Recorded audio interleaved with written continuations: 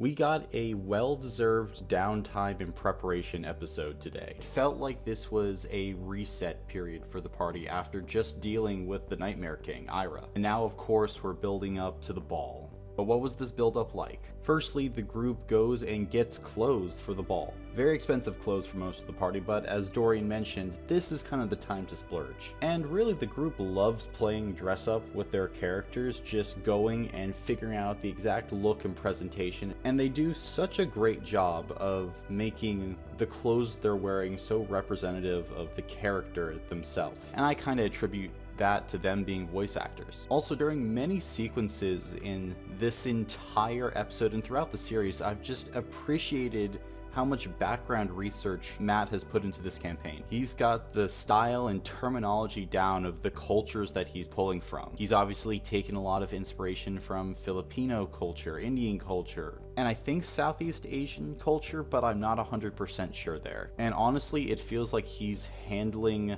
this subject matter so well and with so much respect. I mean, honestly, just give it up to Matthew Mercer. It's hard to step out of traditional European fantasy sometimes, but he's really done that, and I think it's elevated the show. It's not a focal point of Critical Role Season 3, but I just think it elevates the world building. And also, let's talk about Sam Riegel, because before Fresh Cut Grass was going to get clothes, he was talking about wanting a pair of legs. And then that conversation kind of segued as he talked about being a turtle. He talked about how it was weird being alive, how the activity of breathing and moving around on legs was new to him. And I just like those little moments that Sam throws in, because he's going so philosophical with Fresh Cut Grass and really exploring what it means to be this automaton. And once again, like, Sam is showing that yes, he can be hilarious, but also put so much depth into whatever character he's playing. And of course, this would not be possible if Matt and Sam weren't on the same level. It is clear that Matt is making sure that Sam's race choice and backstory feel special.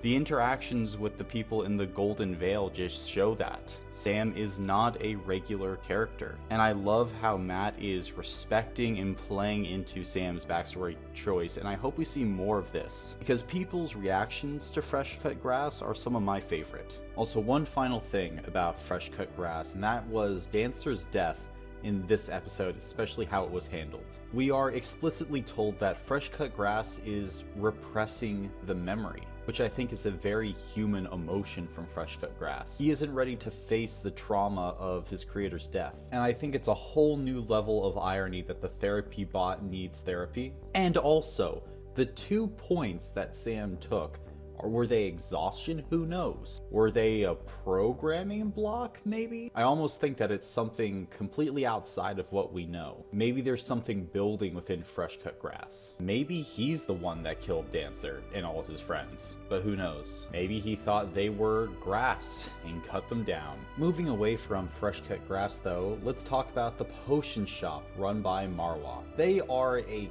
great NPC, tremendous. They play off so many of the characters so well, and it was just a fun time being in their shop. You never know what you're gonna get. And by far, one of my favorite moments in this episode was when Laudna went to visit Marwa and then gave her a gift. Marwa isn't scared of Laudna, and they play off each other so well. They're both weird people, but they understand each other. And I think this could be a great NPC relationship with not only Laudna, but the entire party. Also, Fern grew as a character in the shop. She left the glass egg that she stole. And no matter the reasoning that Ashley or Fern gives for why she didn't just steal the egg, I firmly believe that the Fern we knew in episode 1 would have just kept the egg anyway. And after the shop, the group starts working on their name. The name The Focus Group has been thrown out. And personally, I think for most D&D parties this would be a great name. But I also know that having a tribute to Bertrand in there I think is kind of important. If they go with the Focus Group, I think that's going to be great. It's a catchphrase, a moniker for the entire group. It's so many things built into one. But again, I think that tribute to Bertrand being in there would make it all that more special. But it's their group, so we'll have to see what happens. They're kind of testing names next session at the ball, so we'll see what they truly decide on. But moving through this episode, they go and speak to Ella Loomis for a bit. They don't get a ton of information, but I genuinely think that she is a kind character, and one I hope to see more throughout this campaign. Ella Loomis seems like she could be an ally with the party, but here's the thing. The more I listened to Ella Loomis talk, and the more I kind of looked back at previous episodes to see what she was like, how people talked about her, I think that Ella Loomis is probably part of the Quorum. House Loomis is a powerful house engaging in all types of scientific exploration. They're powerful. They would probably be able to have a representative on the Quorum. And Ella Loomis is a very intelligent person. Perhaps, though, Armand Tresci didn't like the growing Loomis power, or Ella was getting in his way. It's not out of the realm of possibility to think that that's why the twins were murdered. If House Loomis was blocking him in any way, it would make sense that he would just take them out and maybe strike a horrific blow against one of his biggest adversaries on the Chandri Quorum.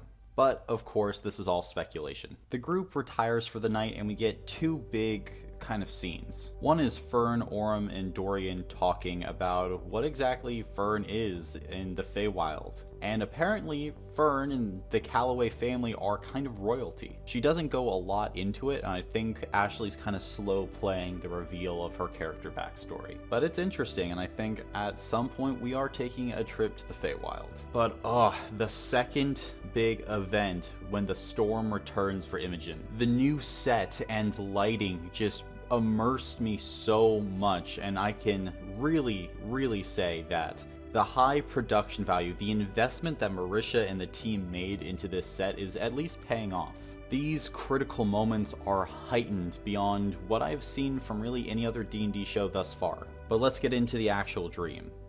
Imogen saw within the storm two people holding hands. Are they the Loomis twins? Because they seemed like young adults. I think the answer is probably, but also, might that seem too obvious?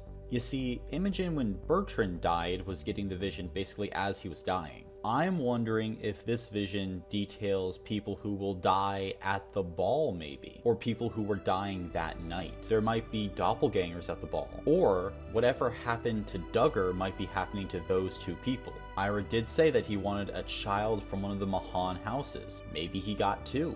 Again though, this is probably the Loomis twins, but I don't know, Matt is just a sneaky person. And after the dream is over, we get a few hints about maybe what's going on. Katha is gone from the sky as Imogen is having this vision, but Rudis is hanging bright in the sky. What's more, we learn that in 16 days, Rudis will be full. So I'm calling my shot right now. 16 days, that's after the ball and probably after the mission to the Heartmoor. The Heartmoor is about a week's trip by foot. That 16-day mark would be right as they're getting back to Drusar. So after whatever they do in the Heartmoor, I think something big is going down, and Matt is kinda hinting at that. When Ruidus becomes full, the Nightmare King's pattern will be revealed. And we'll see. If I'm right, I'll just put this clip into a future video.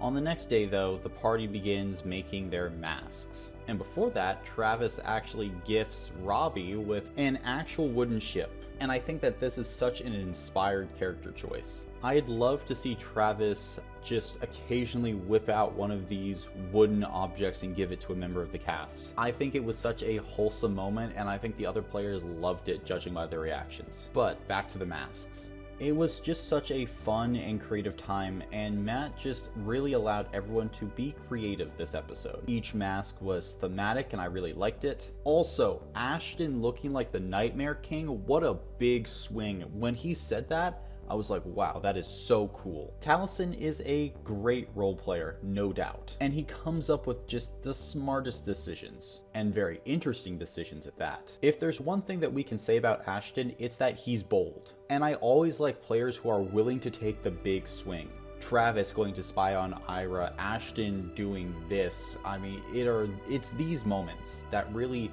begin to make campaigns for me. Just go all out, no fear. It's not reckless abandon, but it is a calculated risk. And boy, oh boy, I hope to see some shocked reactions as Ashton steps into the ball. But now, if I'm being honest, I want to get into a moment that just really unsettled me and made me uncomfortable in this episode. Look, I'll be the first to defend Marisha. She's one of my favorite role players on the show, maybe my favorite. But Pate's Chubba comment, like, it was such poor taste. It gave me PTSD flashbacks of Orion, kinda. Other cast members seemed to have been put off by it as well, and for a good few minutes afterward, my mood was just kinda uncomfortable or soured. So I hope we don't get these kind of moments in the future, because it just jolted me so hard out of this entire episode. And usually these impression videos are me being positive and just talking about a show I love. But I'm also going to talk about things that I really just did hate in this episode, and that moment was one of them.